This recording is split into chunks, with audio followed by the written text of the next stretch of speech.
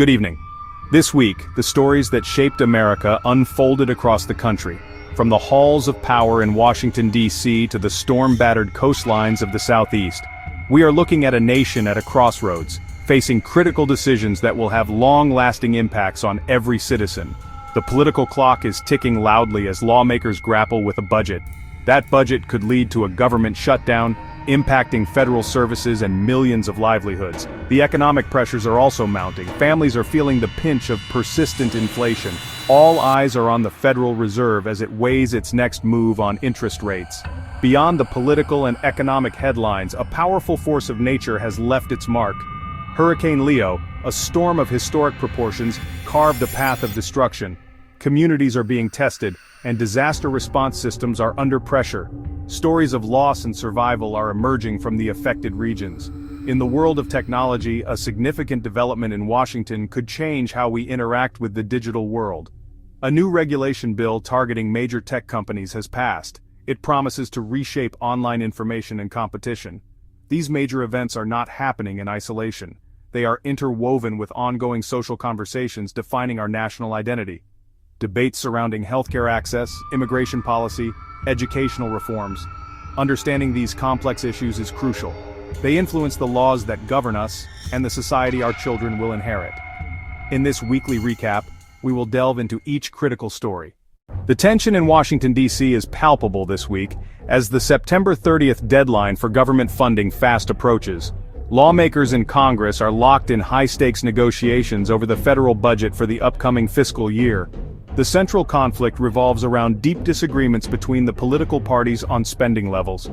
One party is pushing for significant cuts to what they term non-essential spending, aiming to reduce the national debt. The other party is fighting to maintain or increase funding for social programs, infrastructure projects, environmental protection. If Congress fails to pass a new budget or a temporary spending bill, known as a continuing resolution, a government shutdown will begin at midnight on October 1st. This means all non-essential federal government operations would cease.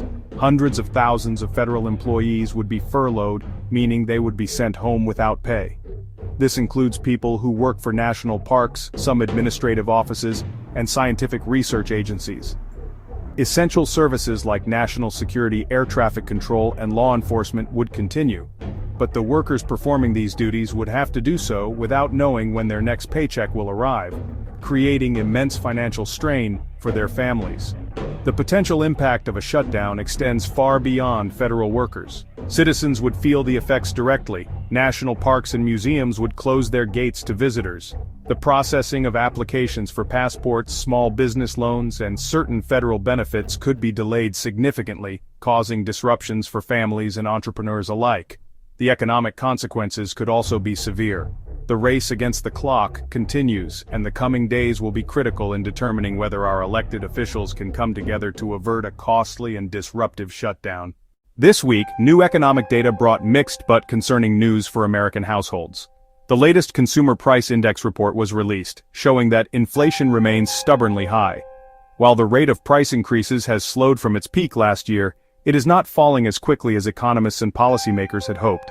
The cost of essential goods and services, groceries, gasoline, housing, continues to be a major burden for families across the country. For many, wages are not keeping pace with these rising costs, meaning their paychecks don't stretch as far as they used to. In response to this data, all eyes have turned to the Federal Reserve, the central bank of the United States. The Fed has a dual mandate: to promote maximum employment and to keep prices stable. For the past year and a half, its primary focus has been on taming inflation. To do this, it has been aggressively raising its key interest rate, known as the federal funds rate. This action makes borrowing more expensive for everyone, from individuals seeking a mortgage, car loans, to businesses looking to expand. The Fed's next move will send a powerful signal about the direction of the U.S. economy, and millions of Americans are waiting anxiously to see what that signal will be. A trail of destruction was left across the southeastern United States this week after Hurricane Leo made landfall as a powerful Category 4 storm. The hurricane slammed into the Gulf Coast with sustained winds of over 140 miles per hour, unleashing a catastrophic storm surge and torrential rainfall. Coastal communities in Florida, Alabama, Mississippi bore the brunt of the initial impact. Entire neighborhoods were submerged under several feet of water. Homes were torn from their foundations, critical infrastructure, roads, bridges, power lines, was severely damaged. Heartbreaking images are emerging from the disaster zone, showing nature's power and coastal vulnerability. The human toll is still being assessed, but it's significant. Emergency crews are conducting search and rescue operations, navigating flooded streets and debris-filled areas to reach the trapped. Thousands are displaced and living in temporary shelters, facing the daunting task of rebuilding. Stories of survival and loss paint a vivid picture of the terror and chaos. State and local officials are focused on providing immediate assistance: food, water, medical care. The federal government has declared a major disaster, unlocking federal funding and resources. For communities shattered by Leo, the immediate focus is getting through the day and beginning the slow, painful process of rebuilding. In a significant move that could reshape the digital landscape, Congress passed the Digital Competition and Transparency Act. This week, it's headed to the president's desk. After months of heated debate and intense lobbying from Silicon Valley, the bipartisan bill was approved by the House and the Senate. Now it's on the path to be signed into law. This landmark legislation is a major attempt by the U.S. government to regulate big tech. The bill aims to promote competition and increase transparency in how platforms operate and handle user data. The law introduces key provisions targeting the largest tech giants. One main component, a restriction on self-preferencing. That's when a platform gives its own products an advantage. Another key focus, data portability and interoperability. Data portability lets users move their data between platforms. The bill's passage drew mixed reactions. Supporters, consumer rights groups, call it long overdue. Critics, the true impact will only be clear as the law is implemented and enforced over the coming years. This week, the social fabric of America was once again tested by intense and passionate debates on a range of critical issues. In several states, legislatures held hearings on new bills related to healthcare access, specifically focusing on reproductive rights coverage for preventative care.